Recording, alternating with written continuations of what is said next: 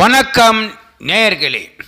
ஒரு படத்திற்கான மொத்த பாடலையும் எழுதிய கண்ணதாசர் ஒரு பாடல் மட்டும் சரியாக வராததால் பிறகு எழுதி தருகிறேன் என்று சொல்ல, அப்போது ஹோட்டலில் ஒரு பெண் குளித்துவிட்டு ஈரையுடன் வந்ததை பார்த்த கண்ணதாசர் அந்த பாடலை உடனடியாக எழுதி கொடுத்துள்ளாராம். வாங்க என்னன்னு பார்க்கலாம்.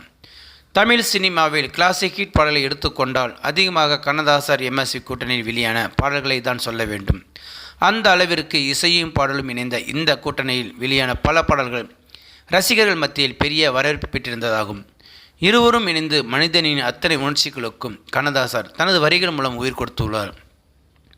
மேலும் தான் பாடல் எழுதும்போது தனது வாழ்க்கையில் சந்தித்த சில சம்பவங்களை அடிப்படையாக வைத்தும் கண்ணதாசர் பாடல் எழுதுவார். அந்த வகையில் 1963 வெளியான இது சத்தியம் என்ற படத்தில் நிகழ்ந்துள்ளது.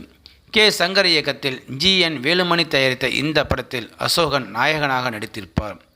1963 காலகட்டத்தில் பிஸியாக இருந்த கண்ணதாசர் ஒரு முறை கிடைத்தாலும் மொத்த பாடலையும் அவரை வைத்து எழுதி கொள்வார்கள். அந்த வகையில் இது சத்தியம் படத்திற்காக அனைத்து பாடல்களையும் எழுத எம்.எஸ். விஸ்வநாதர், ராமமூர்த்தி, இயக்குனர் கே. சங்கர், தயாரிப்பாளர் ஜி.என். வேலுமணி ஆகியோருடன் கண்ணதாசர் பெங்களூருக்கு சென்றுள்ளாராம். அங்கு அனைத்து பாடல்களையும் பதிவு செய்த நிலையில் ஒரு பாடல் மட்டும் எழுத தாமதமாகியுள்ளதாம். இதன் காரணமாக இந்த பாடலை நான் சென்னை வந்ததும் எழுதி தருகிறேன் என்று கண்ணதாசர் சொல்ல, படக்குழுவினரும் ஒப்புக்கொண்டு ஊர் திரும்ப தயாராகியுள்ளார்களாம். அந்த சமயத்தில் கண்ணதாசர் அந்த ஹோட்டல் ரிசப்ஷனில் அமர்ந்திருக்கும் போது ஒரு பெண் குளித்துவிட்டு ஈர உடையுடன் வந்து தனது அம்மாவிடம் பேசிக்கொண்டு இருந்தார்களாம். குளித்துவிட்டு தோட்ட வேண்டியதானே என்று அந்த பெண்ணின் அம்மா சொல்ல, சரவண பொய்யில் குளித்தால் தோட்டுவதற்கு மனம் வரவில்லை என்று சொல்ல, அந்த வார்த்தை கண்ணதாசருக்கு ஒரு உணர்வை ஏற்படுத்தியுள்ளதாம்.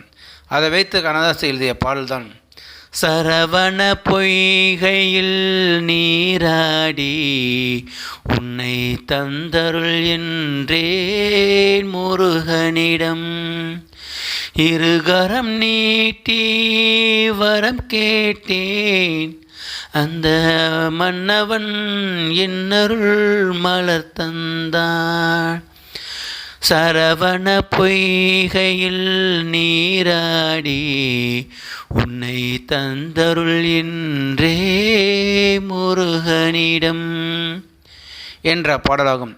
இந்த பாடல் முருகனின் பக்தி பாடல்களில் ஒன்றாக இன்றும் நிலைத்து நிற்கின்றன. ஸோ நேயர்களே, இந்த வீடியோ பார்த்துருக்கு நீங்கள் வீடியோ பிடிச்சிருந்தால் லைக் பண்ணுங்கள், ஷேர் பண்ணுங்கள். வீடியோ பற்றின கருத்துக்களை கமெண்ட் பாக்ஸில் கமெண்ட் பண்ணுங்கள். அப்படியே பக்கத்தில் இருக்கிற பெல் சிம்லை கிளிக் பண்ணுங்கள். அப்போ தான் நான் போடுற வீடியோ அடிக்கடி வந்து ரீச் ஆகும். மறக்காமல் சேனலை சப்ஸ்கிரைப் பண்ணுங்கள். தேங்க்யூ, வணக்கம்.